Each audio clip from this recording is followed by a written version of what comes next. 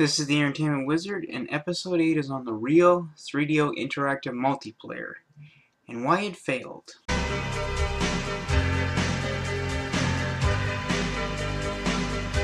The 3DO arrived in North America on October 4th, 1993. It was the first 32-bit home console. The 3DO is an interesting console that was created by Trip Hawkins. There are four main versions of the console. The first is the Panasonic FC1. It is a solid piece of hardware, and the launch price for it was $699.99. The reason for such a high price tag was because the console's creator had other manufacturers make the consoles, then sell them themselves, forcing them to sell the console at a high price to make a profit. Otherwise, it would have likely launched around $400 to $500. The console's price was later reduced to $399.99. Panasonic released a cost-reduced model called the FC10, as well as a version by Sanyo and Gold Star. The Gold Star version did look similar to the FC1, but it was built far cheaper, and as a result, games made for this model had compatibility issues with the other models. There is another model that was only released in Japan, called Panasonic Robo 3DO. It was basically the same unit, but had 5 disc slots on the unit.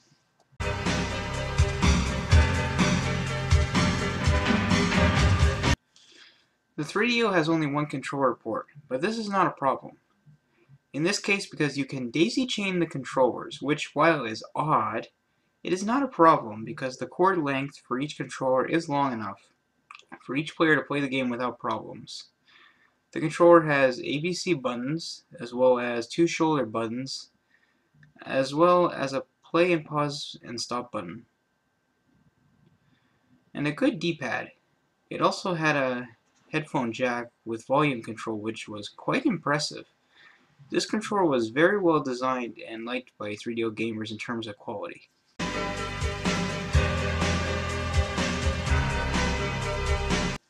The 3DO launched with an excellent packing game called Crash and Burn that really well showed off the console's capabilities. I unfortunately don't have the game, but if I am able to get a copy, I will review it. It also had the first Need for Speed, which I don't have either, but it is an excellent game for the console.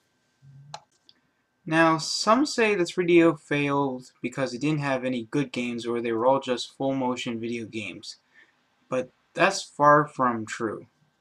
The 3DO had plenty of great games, and I'm going to now review some.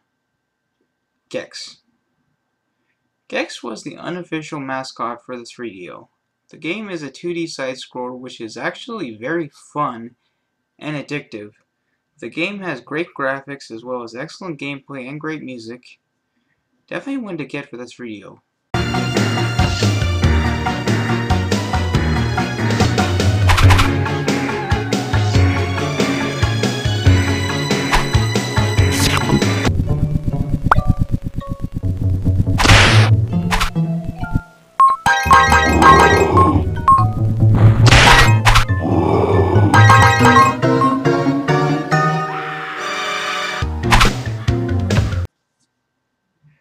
Road Rash. Road Rash was an amazing graphic visual and really showed the next-gen graphics the 32-bit consoles would bring. The game has great gameplay and sounds amazing. The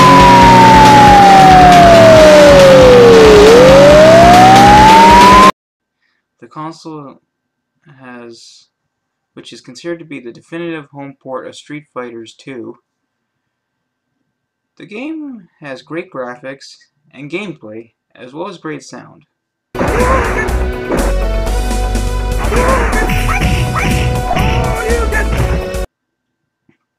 Wolfenstein 3D, while I'm trying to figure out what to make of it, definitely performs well in terms of gameplay.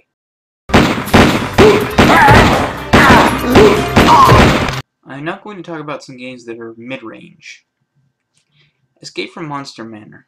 Escape from Monster Manor is an interesting game. You have a simple weapon, and you zap ghosts and other monsters. You have to zap and look for pieces of a talisman to advance. The game has some drawbacks, but you get a creepy atmosphere as well as cool Halloween-style music. While it might seem like a Ghostbusters copycat, it's really not, and it's worth checking out.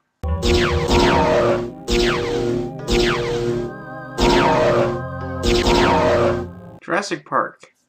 Jurassic Park is a full-motion video game, but it's also almost like a puzzle. But of a lot of the full-motion video games, at least this one, you can do more things, including driving away from a T-Rex and zapping Dilophosaurus. This game is a better full-motion video game than others.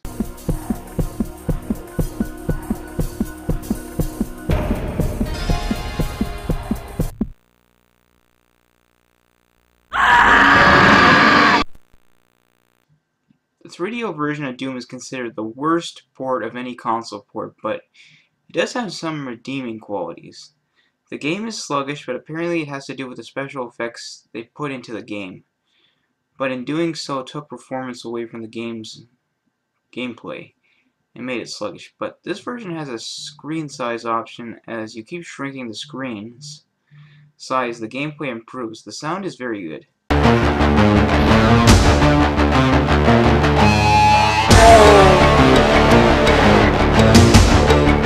Now, the 3DO had many bad games, but there is a reason for it. The licensing fee was only $3 per game, and as a result encouraged developers to make games for the console, creating some excellent titles, but also basically let anybody make a game for the console. I got the SC-10 at a flea market, and I needed to buy a game to test.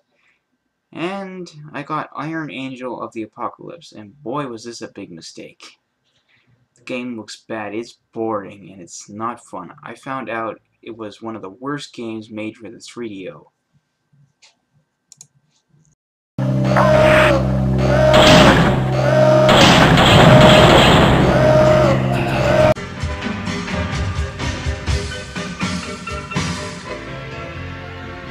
The 3DO company and Panasonic were working on the M2, which would have turned the 3DO into a 64-bit console, which would have been apparently 5 times more powerful than the Nintendo 64, but the company cancelled it just before it was released, because they didn't want to go up against Sony.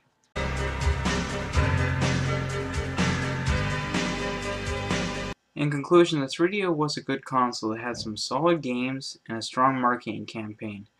But because of such a high price tag, they couldn't get a huge user base. And also, since no one knew if the console was good or not, most people never gave it a shot. The 3DO was powerful and it rivaled the PlayStation, and the Sega Saturn was designed off it.